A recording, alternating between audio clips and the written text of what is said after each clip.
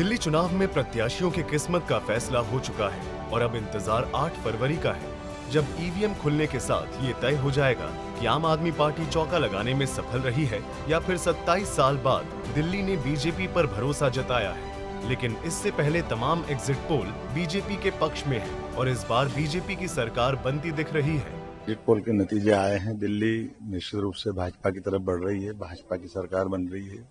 यशस्वी प्रधानमंत्री ने जिस प्रकार से काम किए, जनता का दिल जीता है और दिल्ली की दुर्दशा हुई कांग्रेस और आप दोनों पार्टियों के कारण से जो परिणाम आए, जनता निराश है और मुझे इस बात का पूरा भरोसा है कि निश्चित रूप से 8 तारीख को भारतीय जनता पार्टी की सरकार वहां बनने वाली है। एग्जिट पोल के सहारे ही नहीं, मैंने प्रचार किया है कई भाजपा की सीटों पर। एक सीट पर गठबंधन के तहत देवली की सीट पर हम लोग की पार्टी लोक जनशक्ति पार्टी रामविलास भी चुनाव लड़ रही थी। उसके सहारे मैं अपने अनुभव से मैं इस बात को कह सकता हूं कि इस बार दिल्ली की जनता ने प्रधानमंत्री नरेंद्र मोदी जी की सोच वाली डबल इंजन की सरकार को चुनने का फैसला किया। वहीं आम आदमी पार्टी को इस एग्जिट पोल पर भरोसा नहीं है। दिल्ली में फिर से आपकी सरकार बनने का दावा किया जा रहा है। अगर एग्जिट पोलों की सरकार से भारतीय जनता पार्टी खुश है तो अपनी सरकार बना ले। एग्जिट पोल के ऊपर अपना एक मुख्यमंत्री भी बना ले, कुछ मंत्री भी बना ले। एक दिन और एग्जिट पोल की जो है उम्र है, परसों जो है असली पोलों के फैसले आ जाएंगे और फिर अरविंद केजरीवाल को ही मुख्यमंत्री बनना है, आम आदमी पार्टी की सरकार बननी है। इस बार का चुनाव सीधे तौर पर बीजेपी और आम आदमी पार्टी के बीच दिखे, लेकिन कांग्रेस भी इस रेस में पीछे नहीं थी। लेकिन एग्जिट पोल कांग्रेस को बेहद निराश करने वाले हैं। देखो, एग्जिट पोल मुझे तो कल रात को ही सुनाई पड़े थे, मैं जब लौट कर आया था। अगर आप एग्जिट पोल ही माने तो ठीक है, उनकी सरकार बन रही है। लेकिन मेरा ये फीलिंग है कि एग्जिट पोल जो है शायद आम आदमी पार्टी को उतना नहीं आंकड़े, ज्यादा कमजोर आंकड़े। मुझे नहीं लगता इतना खराब उनकी स्थिति रहेगी अगर जिस तरीके का ट्रेंड ये बताया जा रहा है।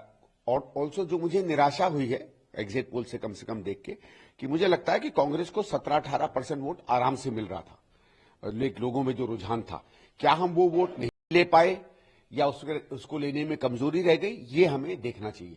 नहीं, वो ठीक है, वो देखिए, एग्जिट पोल कभी सही होते हैं, कभी गलत होते हैं। हरियाणा में भी हमने देखा, कई जगहों पे सही भी हो जाते हैं, कई जगहों पे गलत भी हो जाते हैं। तो एग्जिट पोल का ऐसा कुछ नहीं है। लेकिन अगर आप केवल एग्जिट पोल लें तो मैं उस पर अपनी प्रतिक्रिया कर रहा हूं कि भाई मुझे नहीं लगता है कि वो उतनी एक्यूरेट तस्वीर दिखा रहे हैं जो मुझे लगता है कि दिल्ली के चुनाव में रिजल्ट रहेगा।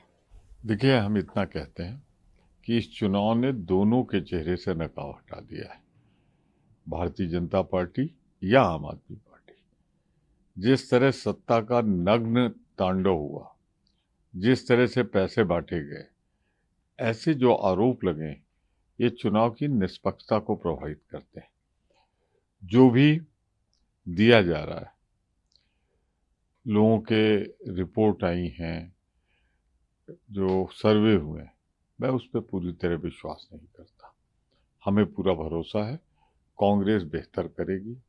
और इन दोनों पार्टियों ने जिस तरह पर्यावरण पे जहरीली हवा, जहरीला पानी जमुना का, खराब टूटी सड़कें, तो उस पर जनादेश इन दोनों के खिलाफ आएगा और कांग्रेस बहुत अच्छा परफॉर्म करेगी। दिल्ली चुनाव को लेकर एग्जिट पोल पर इन तमाम दावे और वादों के बीच मौलाना साजिद रशीदी का एक बयान सुर्खियों में है, जिसमें वो बीजेपी को वोट डालने की बात कह रहे हैं। मैंने बीजेपी को वोट करके अपने वीडियो को इसलिए वायरल किया है कि मुसलमानों को डराया जाता है बीजेपी के नाम पर, और विपक्षी पार्टियां ये कहती हैं कि मुसलमान बीजेपी को हराने के लिए वोट करता है, और उनके जहन में, मुसलमानों के दिमाग में ये बात डाली जाती है कि बीजेपी को हराओ, नहीं तो बीजेपी आएगी तो आपके अधिकार छीन लिए जाएंगे, आपका वोटर अधिकार भी छीन लिया जाएगा। इसलिए मुसलमानों के दिल से वो डर खत्म करने के लिए मैंने वोट किया है।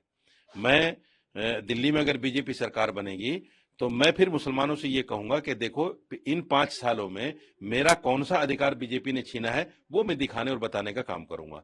एक नई सोच मेरे दिल में पैदा हुई है कि मुसलमानों के अंदर से वो डर खत्म किया जाए, जिस डर को लेकर मुसलमान हिंदुस्तान में जी रहा है। और वो डर कुछ बीजेपी नेताओं के बयानों की तरफ वजह से भी है, और उससे कहीं ज्यादा विपक्षी पार्टियां जो है मुसलमानों को डराने का काम कर रही हैं। बता दें कि अगर बीजेपी को बहुमत मिलता है तो 27 साल बाद दिल्ली में बीजेपी की वापसी होगी। इससे पहले साल 1993 में बीजेपी ने 49 सीटें जीती थी, लेकिन 5 साल में 3 सीएम बदलने पड़ गए थे। हालांकि दिलचस्प ये भी है कि इन तीनों सीएम के बेटा बेटी इस बार चुनाव मैदान में हैं। ब्यूरो रिपोर्ट, सूर्या समाचार।